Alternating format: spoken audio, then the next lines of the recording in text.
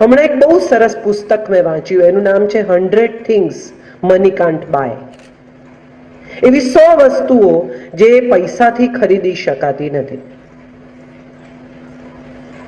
તમારી પાસે ઉત્તમ એસી હોય, તમારી પાસે મેમરી ફોર્મના ગાદલા હોય, તમારી પાસે ઉત્તમ બેડ હોય, તમારી પાસે 25 બાય 25 નો બેડરૂમ હોય, નાનકડા સીટિંગ વાળો, સરસ બારીઓ હોય મોટી, એમાંથી લોન દેખાતી હોય, આવું સુંદર ઘર હોય, સુંદર બેડરૂમ હોય, અને તમે પથારીમાં પડો ને તમને સ્ટ્રેસ થતું હોય, તો એ બધું પૈસાથી ખરીદેલું સુખ અથવા સગવડ તમને ઊંઘ નહીં આપી શકે.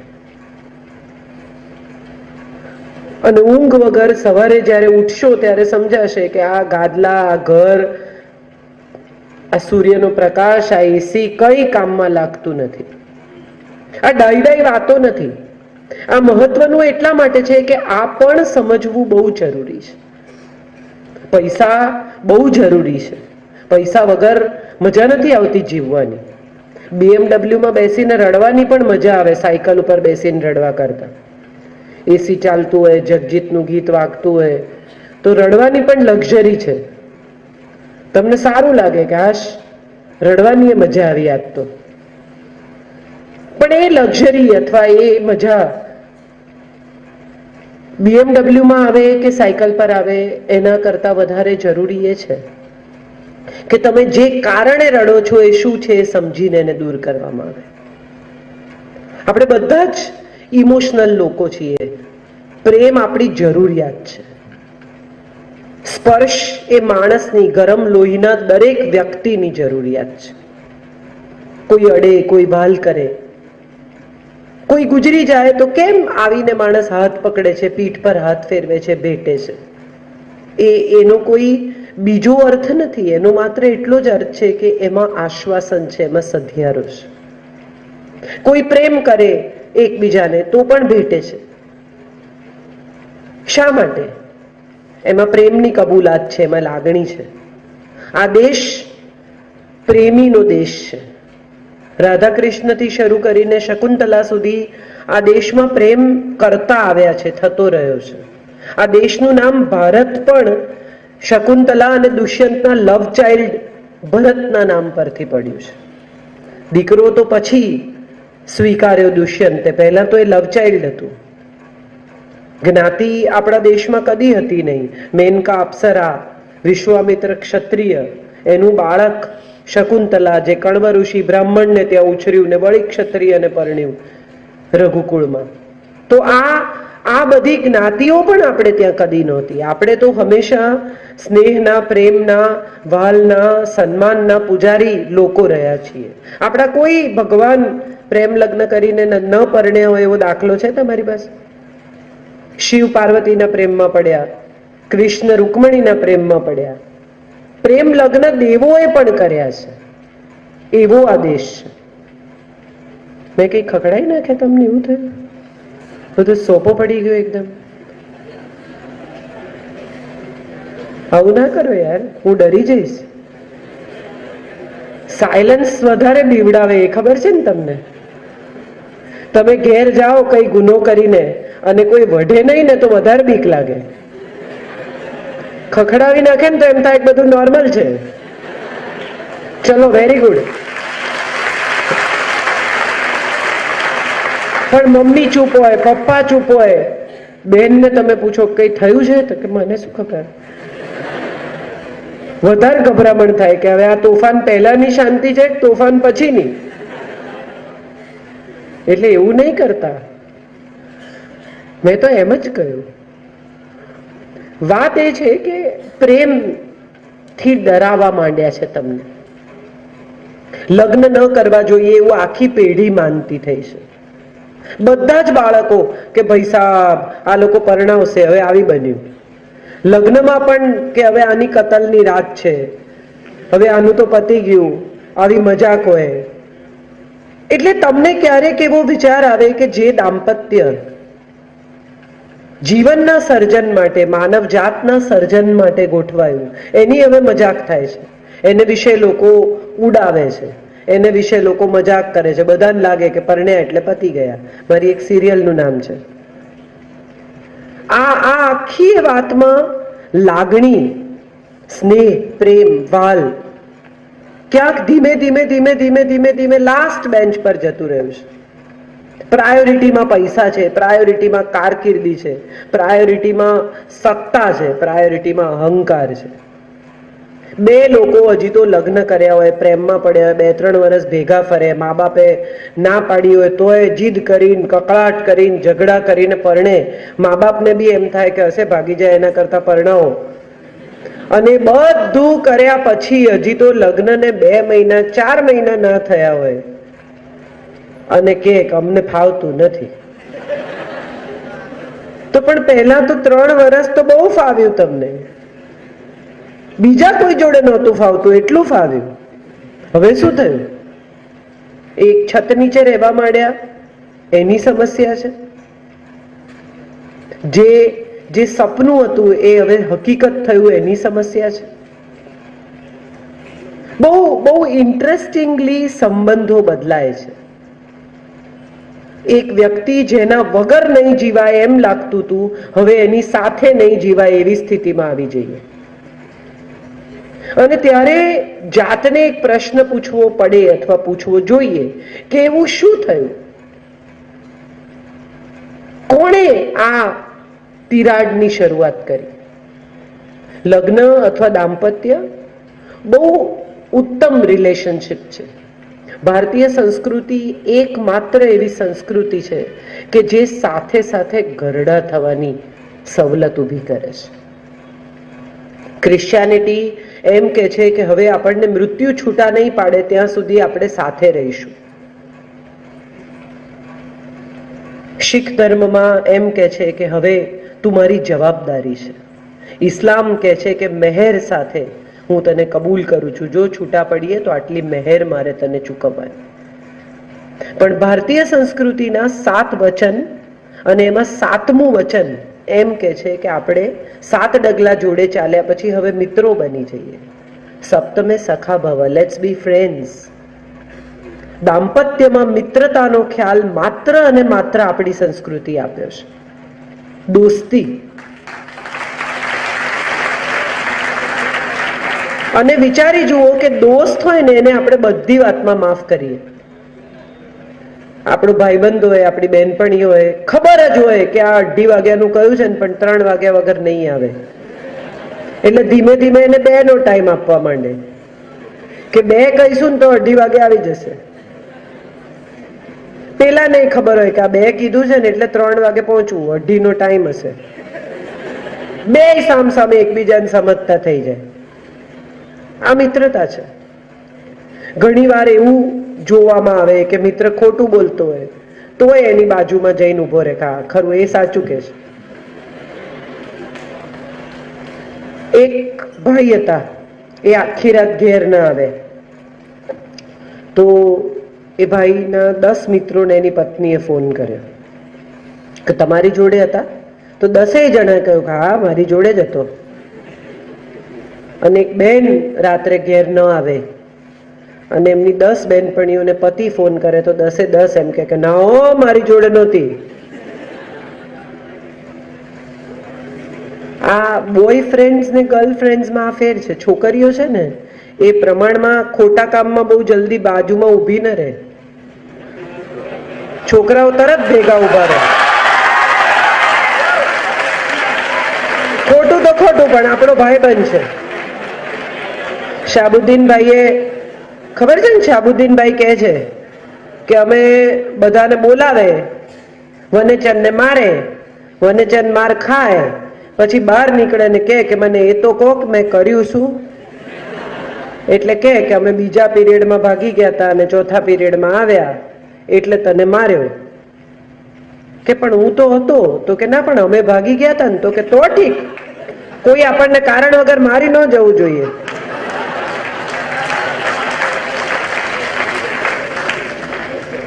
એટલે મિત્રો માટે માર ખાવાય તૈયાર. એવા સંબંધો જો મિત્રતાના પતિ પત્ની વચ્ચે હોય તો કેટલી ઇન્ટરેસ્ટિંગ રિલેશનશિપ ઊભી થઈ શકે અથવા થાય. પણ અહીં તો ઈગો અગત્યનો બની જાય છે. લાગણીના સેતુબંધમાં સૌથી પહેલી શરત એ છે કે ઈગો, અહંકાર વચ્ચે નહીં લાવવાનો. હું કોણ છું, તમે કોણ છો, તને ખબર છે મારા બાપા કોણ છે? કરેક્ટ, બધાએ સાંભળ્યું છે. આ તમે હસો છો એના પરથી હું સમજુ છું કે આ બધું તમે સાંભળી ચૂકેલા છો. હમણાં એક દિવસ એક ભાઈ ગાડી ચલાવીને, છોકરો જતો હતો અને ગાડી જરા ફૂટપાથ પર ચડી ગઈ ને ઠોકાઈ ગઈ. એટલે રાતના, મોડી રાત્રે, એટલે ટ્રાફિક પોલીસ હવાલદાર હતા એ આવ્યા ને એમણે કહ્યું કે લાયસન્સ આપો. એટલે પેલા એ કાચ ઉતારીને કહ્યું કે હું કોણ છું ખબર છે? હું એમએલએ નો દીકરો છું. એટલે પેલા બે જ તમાચા માર્યા અને કહ્યું કે એમએલએ નો દીકરો થઈને આવી ગાડી ચલાવે છે? ઘણીવાર એવું થાય કે ઓળખાણ આપવા જતા માર પડે. થોડા લોકો બેસીને તાપણું કરતા હતા, શિયાળાના દિવસો હતા, અને બે જણા મોટરસાયકલ પર આવ્યા અને આવીને પેલા તાપણા વાળા પાસે આવીને પૂછ્યું, દીપક કોણ છે? એટલે એક છોકરો ઊભો થયો અને એને કહ્યું, હું છું દીપક. પેલા બે જણા એવો માર્યો, એવો માર્યો, એવો માર્યો અને જતા રહ્યા. એટલે બાકીના જે લોકો હતા એમણે કીધું કે અલ્યા, તારું નામ દીપક નથી, તે કેમ કીધું કે હું દીપક છું? તો કે આપણે જાણવું તો પડે ને દીપકનું શું કામ હતું.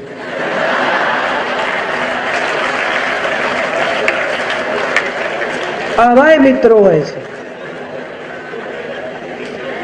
મુલ્લા નસીરુદ્દીન નો એક જોક બહુ સરસ છે. મુલ્લા નસીરુદ્દીન જાય છે એના મિત્રને ત્યાં. રજનીશજી આ જોક વારે વારે કહે છે કે એના મિત્રને ત્યાં જાય છે તો કે મારે એક નજીકના ગામમાં એક ફંક્શનમાં જવાનું છે, તો કે તમે ચાલો મારી સાથે. એટલે મુલ્લા નસીરુદ્દીન કહે છે કે હું તો સરખા કપડાં પહેરીને આવ્યો નથી ને હવે હું આવી રીતે તારી સાથે આવું એ બરોબર નહીં. તો કે એમાં શું, પહેરી લે મારા કપડાં. એટલે એણે મિત્રના કપડાં પહેર્યા ને એ લોકો ફંક્શનમાં જવા નીકળ્યા. રસ્તામાં એક ભાઈ મળ્યા. એમણે કહ્યું કે કેમ છો? એટલે મુલ્લા નસરુદ્દીનના મિત્રએ કહ્યું કે નમસ્તે નમસ્તે, મજામાં છો ને? અમારા મિત્ર છે મુલ્લા નસરુદ્દીન, બહારગામથી આવ્યા છે. એમને મેં કીધું કે ચાલો મારી સાથે, એટલે પછી મારા કપડાં પહેરીને આવ્યા છે. એટલે મુલ્લા નસરુદ્દીન ચીડાઈ ગયા કે આ શું યાર, આવું કોઈને કહેવાતું હશે કે મારા કપડાં છે? કે બસ નહીં કહું, ગુસ્સે ના થઈશ. પછી થોડા આગળ ગયા એટલે બીજા કોઈ ભાઈ મળ્યા. એટલે ઓળખાણ કરાવી કે આ મારા મિત્ર છે મુલ્લા નસરુદ્દીન, બહારગામથી આવ્યા છે. અને પછી મને કે મેં એમને કીધું કે ચાલો મારી સાથે ફંક્શનમાં. એટલે આવ્યા છે પણ એમણે એમના જ કપડાં પહેર્યા છે, મારા નથી પહેર્યા. એટલે પેલા વધારે ચીડાયા કે આવું કોઈને કહેવાતું હશે કે એમના જ કપડાં, બધા પોતાના જ પહેરે ને? તમને તો અક્કલ જ નથી. તો કે સારું, બસ હવે મને કોઈ પૂછશે ને તો એ જવાબ નહીં આપું. તો કે ભલે. થોડા આગળ ગયા એટલે એક ભાઈ ફરી મળ્યા. એમણે ઓળખાણ કરાવી કે આ મુલ્લા નસરુદ્દીન છે, બહારગામથી આવ્યા છે. મેં એમને બહુ આગ્રહ કર્યો એટલે મારી સાથે ફંક્શનમાં આવ્યા છે, અને કપડાં કોના છે મને પૂછતા નહીં, કારણ કે એ વિશે હું વાત નહીં કરું. તમારા મગજમાં જે વિચાર હોય એ કેવી રીતે જાય? સંત રાબિયા પાસે કોઈ ગયું, એક માણસ. સંત રાબિયા બહુ જાણીતા સૂફી સંત, પાણી પર ચટાઈ બિછાવીને નમાઝ પડે. એટલે એક માણસ એને મળવા ગયો ને એને કહ્યું કે મને પણ તમારી જેમ ચમત્કાર શીખવા છે, તમે મને ચમત્કાર શીખવાડો. એટલે રાબિયાએ કહ્યું કાલે આવજે. વળી બીજે દિવસે પહોંચી ગયો, મને ચમત્કાર શીખવાડો. વળી ત્રીજે દિવસે પહોંચી ગયો. એટલે રાબિયાએ કહ્યું કે એક કામ કર, ત્યાં પેલો ટેકરો છે ને ત્યાં જતો રહે, અને ટેકરા પર જઈને ઈશ્વર અલ્લાહની બંદગી કર, અને વાંદરાનો વિચાર નહીં કરતો, બીજું બધું કરજે. પેલો 2 કલાકમાં દોડતો નીચે આવ્યો, પરસેવે રેબ જેબ, મગજ ફરી ગયેલું, અને કે ભાઈ સાહેબ મારે નથી તમારી પાસે આ ચમત્કાર શીખવા, મને વાંદરાના વિચારમાંથી છોડાવો, મને તો બીજો વિચાર જ નથી આવતો. જે ના પાડીએ ને એ પહેલું થાય. સંયમનો અર્થ એ છે કે આપણને એ કરવાની ઈચ્છા જ ન થાય. આ પેઢી આમ જુઓ ને તો બહુ સંયમી પેઢી છે. જ્યારે એમને જે કરવું હોય ત્યારે એ કરી જ શકે એવી પેઢી છે. કેટલા બધા બાળકોને હું જોઉં કે પહેલા સિગરેટ પીતા હોય, પછી નક્કી કરે કે એક્ઝામમાં સારા માર્ક આવશે ત્યારે પીશ, હવે અત્યારે નહીં પીવું. અને પછી સિગરેટ છોડે તો એવી છોડે કે એમને કોઈ પીવડાવી ન શકે. આ સંયમ નવી પેઢી પાસે છે, આ સમજ નવી પેઢી પાસે છે, પ્રામાણિકતા છે નવી પેઢી પાસે. અને નક્કી કર્યું એ પોતે તો પછી કોઈ બીજા લોકો એમને જુએ છે કે નથી જોતા એ વિશે આ પેઢીને પડી નથી. એ જ કરે છે જે એમણે નક્કી કર્યું છે. આ હઠ નથી, આ સંયમ છે, આ દ્રઢતા છે. અને માટે મને આ પેઢી બહુ જ ગમે છે. મને એટલા માટે આ લોકો ગમે છે. ના, હું તમને સારું લગાડવા માટે નથી કહેતી. મને એવું સમજાય છે કે તમારી પેઢી પાસે કેટલાક ગુણો છે જેને અમે ઓળખવાના ચૂકી ગયા છીએ. મમ્મી પપ્પા સાથે બહારગામ જવાનું હોય અથવા લગ્નમાં જવાનું હોય તો પહેલા પૂછે, ટીનેજ છોકરો હોય, યુવાન છોકરો, હું ત્યાં આવીને શું કરીશ? પછી મમ્મી પપ્પા કહે કે ના બેટા આવવું તો પડે, સારું લાગે, થોડી ઓળખાણ થાય, 2-4 છોકરીઓ જોઈએ, એટલે લઈ જાય. એટલે શું કે એને હું આ બરમુડા પહેરીને આવીશ, મને લઈ જાઓ લઈ જાઓ, નહીં તો કઈ નહીં. અને ખરેખર બાકીના બધા લોકોએ જે પહેર્યું હોય, આ પેઢી વસ્ત્રથી પોતાની જાતને પ્રસ્થાપિત કરવામાં માનતી જ નથી. એમના ઉપર તમે થોપી બેસાડો કે આખું પેન્ટ પહેરવાનું કે આમ નહીં પહેરવાનું. બાકી આ પેઢી કમ્ફર્ટના વસ્ત્રો પહેરે છે અને એમને પોતાના કપડાથી કશું સાબિત નથી કરવું. એક છોકરો હતો, એના પપ્પા એને રોજ ધમકાવે કે આ તારા ભાઈબંધો કેવા છે ને, જો ને લાંબા વાળ રાખે છે ને, હાથમાં આવું પહેરે છે ને, વાળ તો જો કેવા ગૂંચળા વાળા છે ને, નાયા નહીં હોય અઠવાડિયાથી, અંડી દેખાય એવા પેન્ટ પહેરે છે ને, આમ છે ને તેમ છે ને. જેટલી વાર એના મિત્રો આવે એટલી વાર એના પપ્પા એના મિત્રોને રિડિક્યુલ કરે. છોકરો સાંભળતો રહ્યો. એક દિવસ એના પપ્પાને ત્યાં પાર્ટી ચાલતી હતી, ઘરમાં પપ્પાના મિત્રો આવ્યા હતા. એટલે જઈને ડ્રોઈંગ રૂમમાં ગોઠવાઈ ગયો અને કે આ પરેશ અંકલ કેટલું કરપ્શન કરે છે, આ મિતેશ અંકલ બોલતા બોલતા અચકાય છે, આ સુરેશ અંકલ કહું કોની જોડે ફરો છો એ? એટલે એના પપ્પાએ કહ્યું કે આ શું બદતમીઝી છે, આવી રીતે એમ કે વર્તાય પોતાનાથી મોટાની સાથે? તો કે તમે રોજ મારા મિત્રો સાથે આવું કરો છો. સ્વમાન દરેકને વાલું છે અને અમે ક્યાંક નવી પેઢીનું સ્વમાન સાચવવામાં ચૂકી ગયા છીએ. કેટલા બધા માતા પિતા બાળકોને ઉતારી પાડતા શબ્દો, ઉતારી પાડતી વાતો, એમની સાથે ખરાબ રીતે વાત કરે, અક્કલ નથી, સમજ નથી, આ કેવા કપડાં છે, આ કેવી બુદ્ધિ છે, આ કેવું આમ છે. ત્યારે મને હંમેશા એવું લાગે છે કે નાના છે એનો અર્થ એવો નથી કે એમને સ્વમાન નથી. એમને ખૂબ સ્વમાન છે અને જેને સન્માન જોઈતું હોય એને બીજાનું સ્વમાન જાળવવું જ પડે.